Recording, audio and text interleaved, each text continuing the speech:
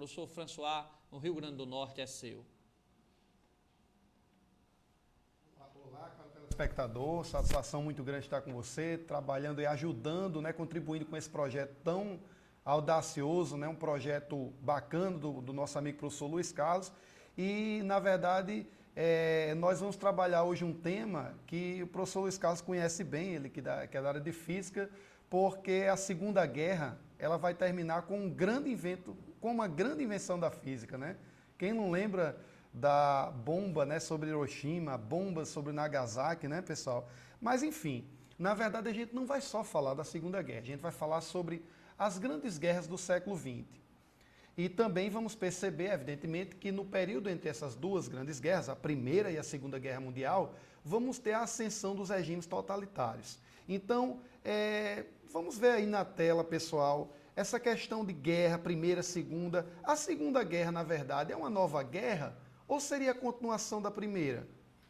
Na verdade, a gente vai perceber que a Primeira Guerra, ela não ficou bem resolvida. É como se fosse, viu, caro Jonathan, como se fosse aquele namoro que não acaba bem. Então, o que é que acontece? Você esquece alguma coisa na casa da pessoa e diz, oi, estou vindo aqui pegar alguma coisa que eu esqueci e tal. Quer dizer, fica aquela coisa ainda por resolver e acaba voltando, não é verdade? Então, a Primeira Guerra, ela não ficou bem definida. Por quê? Porque a Alemanha, que foi considerada a grande culpada da guerra, ela não cumpriu as sanções que lhe foram impostas, as sanções do chamado Tratado de Versalhes. Então vamos lembrar um pouco dessa questão aí da Primeira Guerra, que na verdade aconteceu de 1914 a 1918, mas ela tem sua gênese lá no século XIX. Por quê? Porque a Primeira Guerra foi motivada pelas disputas imperialistas que envolviam a questão dos nacionalismos, gerando conflitos entre Alemanha e França, a questão da partilha, né, o problema lá da questão do Marrocos, né, na África, a questão da disputa também entre Alemanha e Rússia, a Alemanha com o seu pan-germanismo, que seria a ideia da união de todos os povos de origem germânica, sob a liderança dos alemães, e a Rússia com o pan-eslavismo, que seria a liderança de todos os povos de origem eslava. E nós vamos ter também uma disputa muito grande envolvendo a Alemanha e a Inglaterra. Essa disputa, você vai lembrar, que é exatamente em função do fato de que a Alemanha ela também tinha se industrializado no século XIX e ela agora queria, na verdade, concorrer e estava concorrendo com a Inglaterra e queria dominar os mercados consumidores de produtos industrializados. Então, essa disputa entre a Alemanha e a Inglaterra também é um dos combustíveis, digamos assim, para a Primeira Grande Guerra. E aí, o que é que a gente vai lembrar? Essa Primeira Grande Guerra, ela quando termina, que na verdade você lembra que a Alemanha é considerada a grande culpada, ela vai impor duras sanções à Alemanha. Que sanções são essas? O chamado Tratado de Versalhes, que vai ter, dentre as limitações, limitações do tipo militares. Por exemplo, o serviço militar ele vai deixar de ser obrigatório na Alemanha, é uma forma de minar o exército alemão. A Alemanha vai ser proibida de ter uma aeronáutica, uma força aérea. Vai haver uma limitação muito grande com relação à questão de quantitativo de armas, quantitativo de soldados. E a Alemanha ainda vai ter que pagar grandes indenizações em função de ter sido considerada a responsável pela guerra.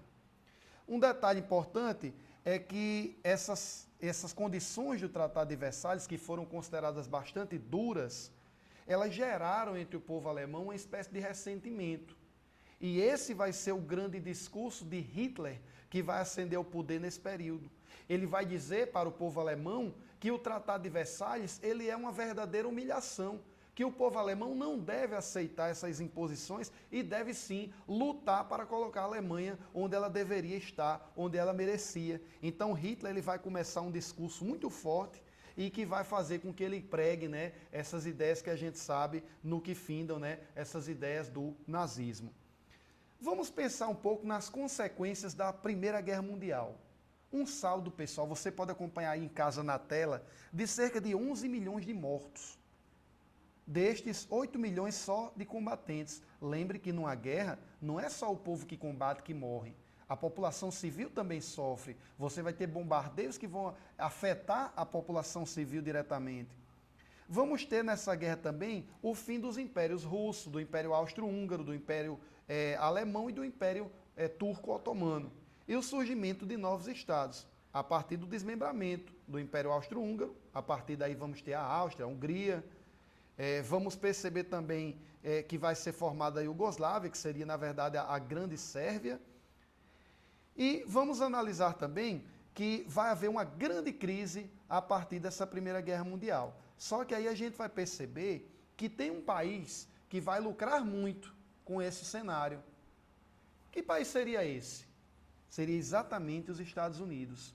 Aí você vai lembrar que os Estados Unidos, quando entraram na guerra, eles entraram no momento que a União Soviética não, ainda não existia a União Soviética.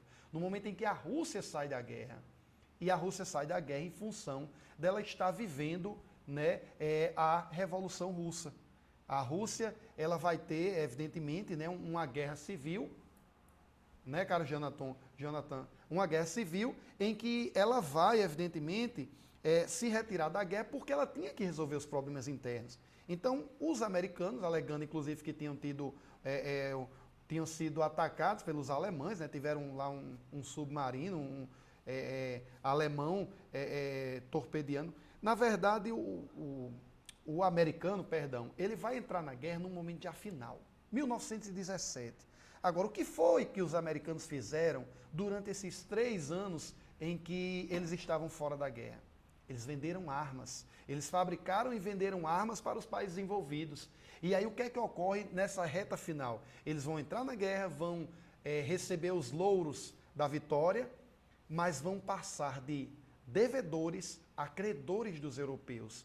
Então é importante que a gente entenda que a Primeira Guerra ela faz com que os Estados Unidos saiam dela como uma grande potência e ainda faça da Europa a sua, digamos assim, que a Europa se encontre em uma grande dependência. Então nós temos que perceber aqui que essa Primeira Guerra, quando ela termina, ela vai, na verdade, marcar a ascensão militar, a ascensão econômica, a ascensão política dos Estados Unidos. É criada, inclusive, a Liga das Nações, que era uma espécie de embrião da ONU. Vai haver também uma série de conflitos que essa Liga das Nações ela não vai conseguir resolver, então ela vai acabar se enfraquecendo. A própria Rússia, os Estados Unidos vão se retirar dessa liga, tornando-a mais fraca. E aí o que é que vai acontecer? A Primeira Guerra termina, não fica bem resolvida, e aí a Segunda Guerra estava por vir. Por quê, pessoal? Porque a Alemanha não vai aceitar essa derrota. E aí é onde a gente vai estudar um assunto importantíssimo. Aí eu queria que você observasse aqui o seguinte, olhe bem, pessoal, tem 2 assuntos muito relevantes para a prova do vestibular da UFRN esse ano. O primeiro é exatamente a questão da crise de 29.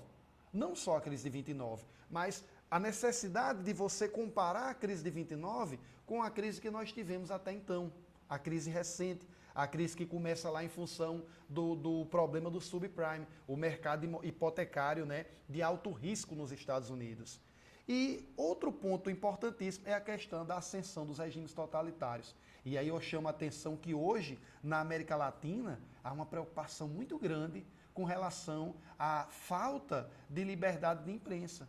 Alguns líderes, como Hugo Chávez, a própria Cristina Kirchner recentemente, que mandou intervir uma verdadeira, digamos assim, invasão, cerca de 200 auditores invadiram o Clarim, o jornal argentino, após esse jornal ter denunciado graves problemas, né, de corrupção envolvendo o governo argentino. Então, o que é que a gente tem que perceber? Essa questão de falta de liberdade de expressão, ela é uma coisa que é muito séria. Temos que ter muito cuidado com relação a isso. E, evidentemente, que a gente vai perceber que essa ideia de perseguição a jornalistas, manipulação cultural, isso é típico dos regimes totalitários. Então, vamos perceber, primeiramente, aí a gente vê aqui na tela, o que seria, na verdade, esse nazifascismo? Seria uma espécie de governo que é característico de alguns países no período entre guerras, ou seja, aquela parte lá que vai de 18 a 39. Onde é que vai acontecer esse nazifascismo? Na verdade, pessoal, muita gente confunde. Professor, o que é nazismo? O que é fascismo? Na verdade, o fascismo é esse regime que é caracterizado por um nacionalismo extremado, um totalitarismo, né? Você vai ter, inclusive, uma xenofobia muito forte, um militarismo, a ideia também do anticomunismo, eles vão ser contra as ideias, evidentemente, de Marx, antiliberais, porque lembrem, pessoal, no liberalismo, o Estado não interfere na economia, e esses regimes eles vão interferir bastante na economia. Vão pregar a ideia de um unipartidarismo. Não havia oposição. E um grande culto ao líder. Esses regimes eles são marcados também pela personificação do poder na figura do líder. Agora lembre de um detalhe. O nazismo tem algo a mais. O nazismo tem tudo isso, mas o nazismo tem a característica racista. O nazismo, ele tem aquela ideia que Hitler vai defender no livro Mein Kampf, Minha Luta, que ele vai escrever no período em que foi preso após a Primeira Guerra. Então ele vai defender a supremacia da raça ariana.